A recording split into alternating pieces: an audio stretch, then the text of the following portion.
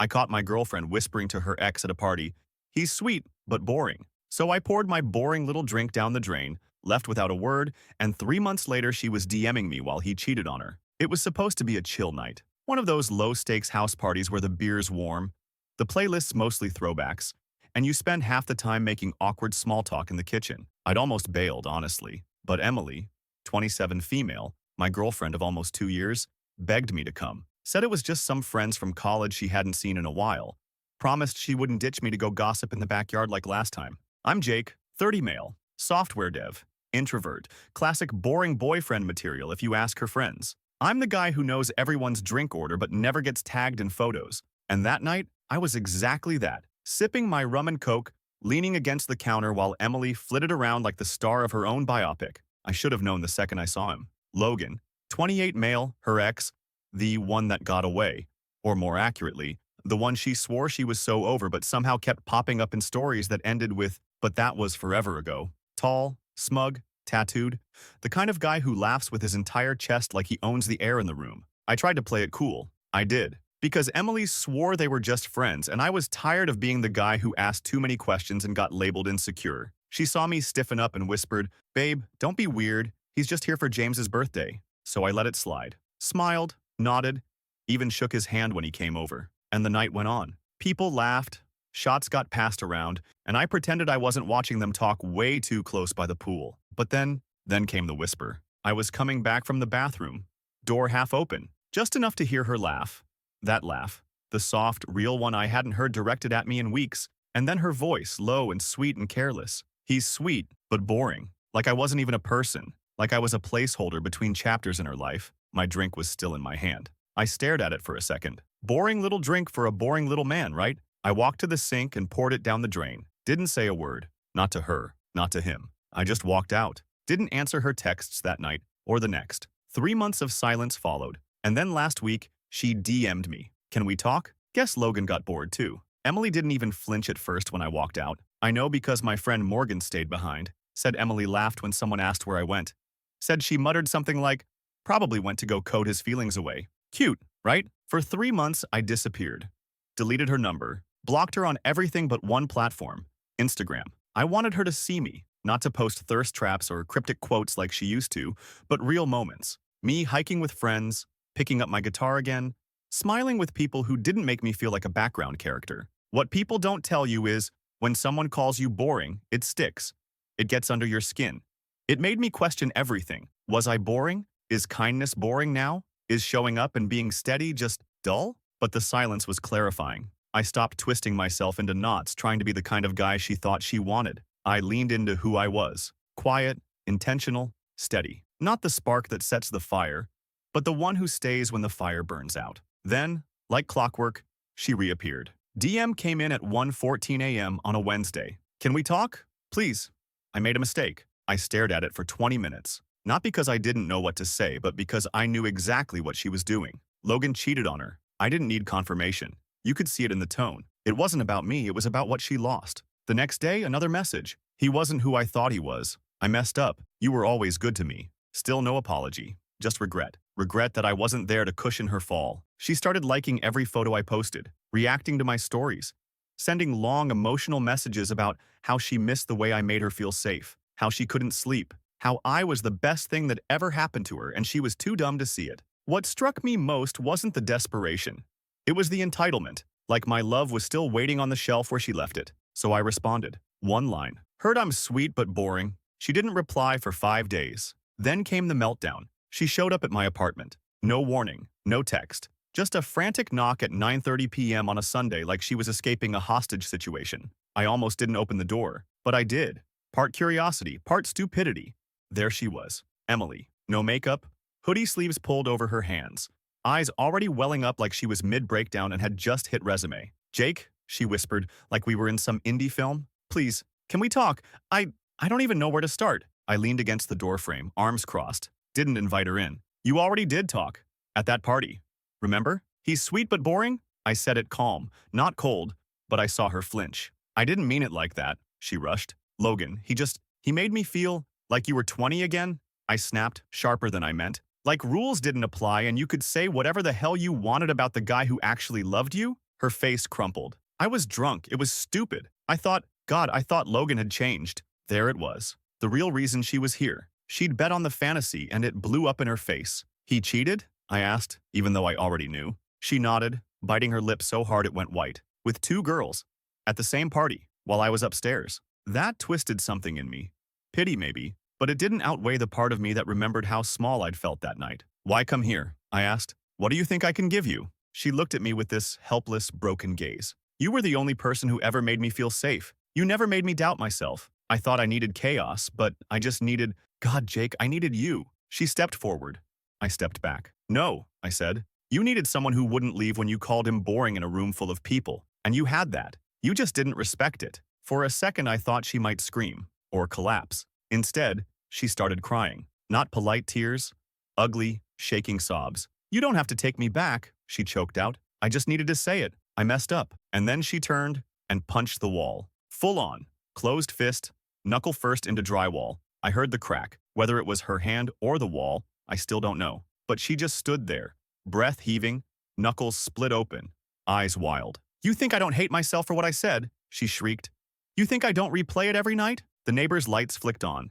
I stepped forward, grabbed her wrist, not rough, just firm, and said, You need to leave. Her face twisted into something between grief and rage. You were supposed to fight for me. I did, I said. Right up until you made it clear I was just the fallback option. She walked off without another word, blood trailing on her hoodie sleeve. I watched until she was gone, then looked down at my doorframe. Her nail had scratched a little dent near the handle. It was the smallest mark, but it stayed. After she left, I just stood there in the doorway for a while. Cold air coming in, heart racing, hands shaking, not from fear, just that kind of electric stillness after something snaps. I closed the door, locked it, leaned against it, and laughed. Not a happy laugh, that dead kind. The kind that says, so that's where we are now. The next morning, I had a text from Morgan, my ride or die since sophomore year of college. He was at that party, saw me leave. Bro, Emily's been spiraling. You okay? I called him. Told him everything. Her showing up, the wall, the blood. He was quiet for a bit. Then, you know what you should do, right? What? Get even. Not petty, not trashy, just poetic. Now, Morgan's idea of revenge isn't your typical sugar in the gas tank type. He's more psychological warfare, surgical strikes. And suddenly I remembered something. Something Emily used to do that I'd buried under all the other red flags. She used to keep this burn book. Not Mean Girl style, more like a digital diary she called The Vault, password protected. Full of quotes, vent entries, stuff she never wanted anyone to read. I remember because she once bragged, if anyone saw that, I'd die of embarrassment. I knew the password. She made it the name of her first cat. I shouldn't have logged in. I really shouldn't have, but I did. And what I found, let's just say the version of me she presented to her friends, dependable but dull, safe but doesn't challenge me, more like a roommate than a partner, was the nice version. One entry from 4 months before we broke up read, sometimes I look at Jake and feel nothing. No spark, no fire, just a guy who thinks bringing me soup when I'm sick counts as romance. Another one. I miss being wanted. Really wanted. Logan made me feel like art. Jake makes me feel like furniture. That one hit hard. I sat there, screen burning into my retinas, stomach turning. Then I started screenshotting. Not to use. Not yet. Just to have. Like putting bullets in a chamber and waiting for the click. And just as I was cataloging her literary gut punches, I got a notification. New follower request. Emily. Bingo. 2 hours later. You were right. I didn't respect what I had, but I still love you. Please don't shut me out. And that was the moment I knew she wasn't done. No, this wasn't over. It was just beginning. Update 1. All right, Reddit. So, damn, I did not expect this kind of response. I woke up to a flood of DMs, comments ranging from king behavior to drop the screenshots, to someone who literally said, she should be banned from soup forever. You guys are wild, and I love it. I wasn't even going to post an update yet, but some of y'all made points I hadn't even considered. Like the top comment that said, she didn't come back because she loves you. She came back because she lost. That hit me hard. Because yeah, she didn't reach out when she missed me. She reached out when he humiliated her. And suddenly, boring little Jake didn't seem so bad anymore. Funny how that works. Some of you also asked if I ever planned to use the screenshots, or if this was just some passive-aggressive flex. So, here's the thing. I didn't post them, but I did send one. To her best friend. Yeah, Natalie. The same best friend who once told me, you're such a comfort zone guy. She needs fire. Sent her the entry that said I made her feel like furniture. Just that. No explanation, no context, Natalie replied 5 minutes later, "Oh my God. She told me she was over Logan. She said you ghosted her for no reason." And just like that, the cracks started spreading. Natalie must have confronted her, because 3 hours later, Emily sent me another message. "What the F is wrong with you? Are you trying to ruin me?" Ah, there she is. Told you it wasn't over. So yeah, to everyone who commented, "She's going to spiral. Congratulations. You win the prize. I haven't even played the real card yet. Just a teaser. Just a trailer drop. And she's already unraveling. So buckle up, because what comes next, it's not revenge. It's justice." 2 days after the furniture screenshot hit Natalie's inbox, I got a knock at work. Not a text, not a call, a knock. She showed up to my job, my actual office. Let me paint this for you. I'm sitting in my little cube, debugging some awful legacy code from 2014, and suddenly, bam, bam, bam. Someone's pounding on the glass door of our tech floor like they're the FBI. Everyone turned. My coworker Rob leaned over and whispered, "Bro, is that your ex?" And, yep, there she was. Emily, hair disheveled, face blotchy from crying, eyeliner halfway down her cheek, holding her phone like it had just murdered someone. I met her outside. No way I was bringing that chaos into my workspace. She didn't even wait for me to say anything. Just launched into it. "You had no right," she hissed. "Do you have any idea what you've done?" Natalie told Sarah, and Sarah told Logan. "And now people think I'm some manipulative psycho who used you." I stayed quiet. Just let her spiral. "They're digging through my posts now, Jake. Your little revenge stunt opened the floodgates. Someone even found that poem I wrote about Logan and posted it with a caption like, 'Girl, you did what to your safe space man?'" I raised an eyebrow. "Is that what I was? Your safe space man?" She flinched like I slapped her. "I didn't mean it like that. You were comfort. You were peace, but you chose chaos." I cut in. "Over and over." That's when she snapped. "You think you're better than me now? Just because you didn't cheat? You think being the boring, reliable one makes you some kind of hero?" Number. But it made me honest. I stepped in closer, low voice so no one from inside could hear. "You don't get to frame this like we were both wrong. You humiliated me. You whispered to your ex that I was boring while I stood 10 feet away." Her eyes burned. "So what? Now you're gonna destroy me?" I smiled, cold. "No, Emily. You're doing that just fine on your own." Then I turned and walked back inside. The next morning, her digital diary disappeared. The vault was gone. Deleted, like it never existed. But I already had the archive. And then the final play clicked into place. See, Emily's applying for a new job. I know because Natalie told Morgan and Morgan told me. She's trying to get hired at this lifestyle brand as a social media strategist. So I made a burner. Anonymous, professional tone. I sent the hiring manager a tip. Just one attachment. A PDF of her vault entries. The ones where she trashes brands she worked with. Mocks clients. Admits to inflating metrics. Says, influencer marketing is just lying with Canva. Didn't hear back. Until 3 days later, when Emily posted a selfie with a caption, "Sometimes things don't work out for a reason. Taking time to refocus and heal." Translation: she didn't get the job. Guess I'm not so boring after all. She called me 13 times the next night. Block number, voicemails full of static and sobs and some unhinged hybrid of rage and apology. One of them started with, "You ruined my life," and ended with, "I still love you," all in the same breath. That should have terrified me. But honestly, I just felt numb until I checked my building's security feed. She tried to get into my apartment. Around 2:14 a.m., there she was. Emily, hoodie up, pacing outside the entryway. She buzzed random units. When no one answered, she sat on the steps and cried for 20 minutes, then left a note. Slid it under my door. I found it the next morning. Folded in half, written in blue ink that bled in some spots where the tears must have hit. "You said I didn't respect what we had. You're right. I thought love had to feel like chaos. But I see now, you were the calm. And I miss the calm. And for a second I felt it again. That pull, that what if. But then I flipped the note over. On the back was a photo, ripped at the corner, of me and her from last summer. She was laughing, hair in her eyes, and I was holding her hand. It was her favorite photo of us. She used to keep it on her nightstand. She'd scratched my face out with pen, just scribbled me into a black hole. South. Yeah, that was my clarity. I didn't respond, but Natalie did. See, turns out Natalie didn't just read the vault entry I sent her. She read everything, and something about it broke whatever loyalty she had left. She texted me, "I know this is probably crossing a line, but if you ever want to really tell your side, I've got receipts." She was rewriting everything, telling people you ghosted her out of nowhere. And just like that, the script flipped. Because Natalie, she went nuclear. Screenshots, voice notes, even a few videos. She started dropping them in group chats, DMing people Emily had been venting to. The full truth hit their social circle like a bomb. Emily wasn't the victim. She was the arsonist. And then she retaliated. She called my mom. Yeah, my mother. Found her number, probably still saved from back when we played house, and tried being one of those couples who visits family for Sunday dinner. She told my mom I was emotionally abusive, that I'd been manipulating her for years, gaslighting her, tearing her down. Said she was scared of me. My mom, bless her steel spine, just listened. Then said, "Funny, that's not how Jake sounded when he found you crying on the bathroom floor after Logan cheated," and hung up. That's when I realized something. This wasn't about me anymore. Emily wasn't trying to win me back. She was trying to erase what happened, because people were seeing her, really seeing her, and she couldn't handle it. Update 2. Alright, Reddit. Second wind. I wasn't even going to post again, but after what went down last week, I owe y'all the finale you've been dying for. Quick recap for the newcomers. My ex called me boring at a party. I left without a word. She came crawling back 3 months later after her exciting ex cheated. And I didn't take her back. I took receipts. Y'all told me to go no contact.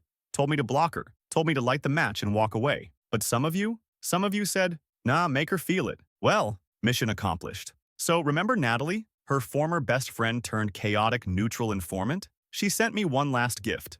A screenshot from Emily's private Instagram account. Emily had posted a long, teary-eyed notes app apology to Logan. To Logan, not me. Not the guy she called furniture. Not the one she cried outside of work for. She was begging him for forgiveness. Again, it read, "You saw the real me and didn't run. I chased comfort because I was scared, but I see now, fire matters more than safety." I read that twice. Then I called Natalie. "You still got the group chat?" "Yeah, why?" "I'm ready." I drafted one message. Short, precise. Attached the Vault PDF. The one with all her little monologues about faking love, using Logan for validation, calling me the safety net she didn't want but needed. Natalie dropped it into the chat. 20 minutes later, Emily's entire friend circle started imploding. Logan blocked her on everything. 2 girls she once called sisters posted passive-aggressive TikToks about betrayal and manipulation.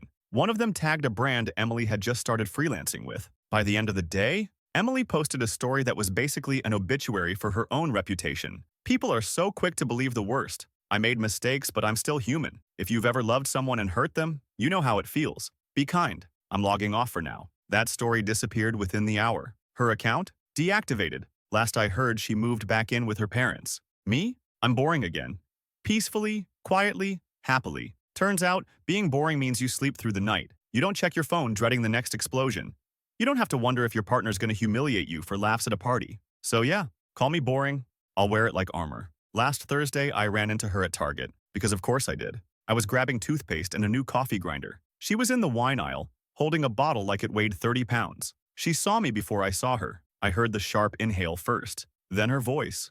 Soft, but hollow. "Jake?" I turned and there she was. Hoodie, no makeup, hair in a messy knot. Not messy cute, just tired. She looked like someone who'd spent the week curled up on a friend's couch crying through episodes of Euphoria. I gave a polite nod. "Hey." She blinked like she didn't expect me to be civil. "I didn't think I'd see you here," she said, stepping forward. "You look good." "Thanks," I said. "Didn't expect to see you either." She bit her lip, glanced around, then said, "Can we talk? Like, really talk?" I should have walked away. Should have said no and left her standing there with her Merlot and her regrets. But I didn't. We sat in the outdoor cafe section. She kept fiddling with her sleeve, eyes darting to my face and then away like she couldn't figure out which version of me this was. The safe space man she dumped. Or the ghost she couldn't shake. I know I've said sorry. I know I've texted a million things you probably didn't even read. I didn't confirm or deny. But I never told you why.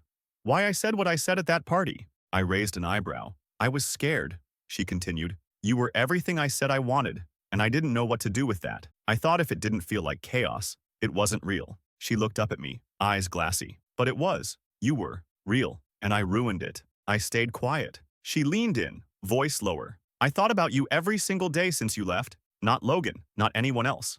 Just you." I sipped my coffee. "You scratched my face out of our photo, Emily." That hit her like a slap. She nodded, tears sliding down fast now. "I know, I was angry. Not at you. At myself. I didn't want to remember what I'd thrown away." Then she did it. The thing I really didn't expect. She reached into her bag and pulled out the photo. The original one. No scribbles, no creases. Clean, flat. Pressed between 2 pieces of cardboard like it was something sacred. "I kept this," she said. "Made me sick to look at it, but I couldn't throw it away. I thought, maybe if I could undo just one thing." I took the photo, looked at it. It didn't hurt anymore. I stood up, placed the picture gently on the table, and said, You don't get to keep parts of me like souvenirs, Emily. I'm not a what if. I'm not your backup plan. I'm the guy who walked away when you whispered I wasn't enough. And now I know I am. She didn't chase me this time. She just stared down at that photo like it might dissolve in her hands. And me? I walked out into the sun, grabbed my toothpaste and coffee grinder, and didn't look back. It's been 6 weeks since the Target run-in. No more messages. No surprise visits. No drama. Emily finally vanished into the silence she always feared. The chaos had nowhere left to land, and I didn't give her an opening. I thought I'd feel triumphant, victorious. But honestly, I just felt free. I stopped thinking about how to prove myself.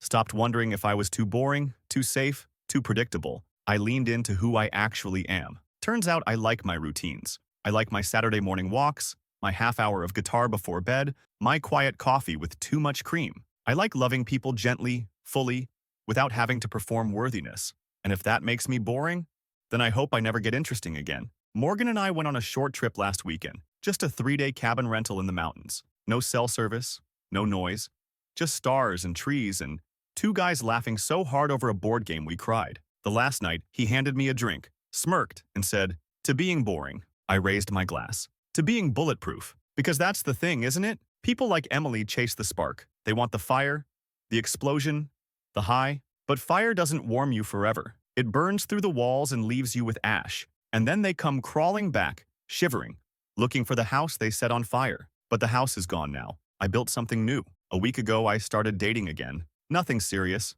Just coffee with someone who laughed at my coding jokes and said she liked the way I listened. And when she asked what my last relationship taught me, I didn't even hesitate. That I don't need to prove my worth by setting myself on fire to keep someone else warm. She just nodded. That's not boring. That's brave. And maybe that's all it ever was. Not boring. Just consistent, honest, safe. Enough.